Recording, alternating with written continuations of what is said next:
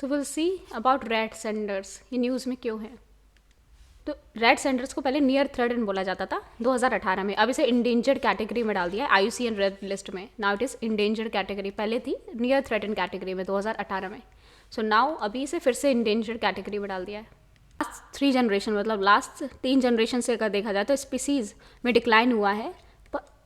Population, जो species population में decline हुआ 50 से 80% तक डिक्लाइन हुआ है, इसलिए इसको इंडेंजर कैटेगरी में डाल दिया है रेड सेंडर्स को। तो इसका साइंटिफिक नेम है पेट्रोकार्पस सेंटलिनस, और ये एंडेमिक ट्री है। स्पीसीज आपको कहाँ पे मिलेगी, सिर्फ ईस्टर्न घाट्स में, with restrictive geographical range in the eastern Ghats. तो हर जगह नहीं मिलेगी, सिर्फ आपको रेड सेंडर ईस्टर्न घाट्स में मिलेगी, ज़्यादातर आंध्र प्रदेश में मिलती है। तो the endemic tree species, endemic है, सिर्फ आपको ईस्टर्न घाट्स में मिलेगी।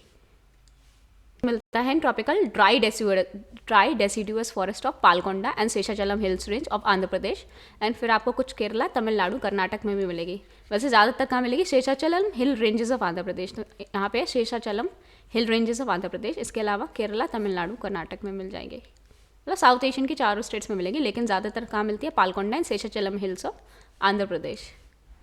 तो ज़्यादातर ग्रो कहाँ पे होते हैं, rocky degraded and fallow land with red soil and hot and dry climate. तो कैसा सॉइल होता है यहाँ पे, red soil and hot and dry climate होना चाहिए। वैसे साउथ में hot and dry climate, rocky degraded, fallow land सब मिल जाते हैं, तो यहाँ पे इसी जगह रेड सैंडलवुड ग्रो करता है। तो साइट्स के ये अपेंडिक्स 2 में आता है। साइट्स के अपेंडिक्स 1 में, अपेंडिक्स 2 में वो स्पीसीज डाली जाती हैं जो थ्रेटन नहीं है कि उनका ख़त्म हो जाएगा, लेकिन अगर कंट्रोल नहीं किया जाए तो उनका सर्वाइवल खतरे में आ सकता है। So species which are not necessarily threatened with extinction, but in which trade must be controlled to avoid utilization incompatible with their survival. तो इतना ज़्यादा डिमांड क्यों है, because of its rich hue and therapeutic properties. बहुत अच्छी therapeutic property होती है, and because of its rich hue. तो ह्यू का मतलब होता है एक तरीके का बिलीव है कि ये बहुत अच्छा है, ओपिनियन है, और ऊपर से इसका कलर बहुत अच्छा है, बिकॉज ऑफ रिच ह्यू। इसका कलर बहुत अच्छा है, ऊपर से एक ओपिनियन इसके बारे में बहुत अच्छी है, because of rich hue. That is hue, because of rich hue. तो इसे हुए पढ़ते हैं, because of its rich hue. Because of its rich hue and therapeutic properties it has high demand across Asia, particularly कहाँ पे, China, Japan में बहुत ज़्यादा famous है रेड सेंडर्स, और मिलेगा सिर्फ इंडिया के वेस्टर्न घाट्स में, that Seshachalam and Palkonda hills. For cosmetic, medicinal products, wood works and musical instruments में काफ़ी इंपॉर्टेंट है रेड सैंडलवुड।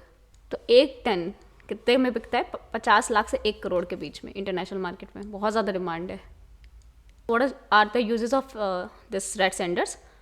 तो ये वुड है at the centre of red sandalwood trunk is used for medicine and dye wood. तो red sandalwood के अंदर जो बीच में जो वुड होती है वो किसके लिए यूज़ होती है, for medicine and dye would.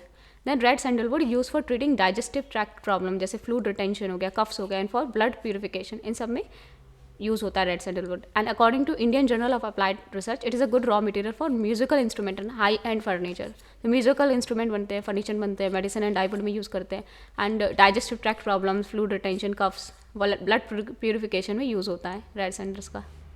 Concerns क्या है, एक तो ओवर एक्सप्लॉयटेशन हो रहा है, स्लो ग्रोथ है स्पीसीज़ की, एंड हार्वेस्टिंग बहुत ज़्यादा हो रही है, तो रिकवर हो नहीं पा रहा है। ग्रोथ स्लो होती है और इतनी जल्दी से हार्वेस्ट कर लिया जाता है, इसको निकाल लिया जाता है। कैटल ग्रेजिंग हो रही है, इन्वेसिव स्पीसीज़ भी थ्रेटन कर रही हैं रेड सैंडर्स को।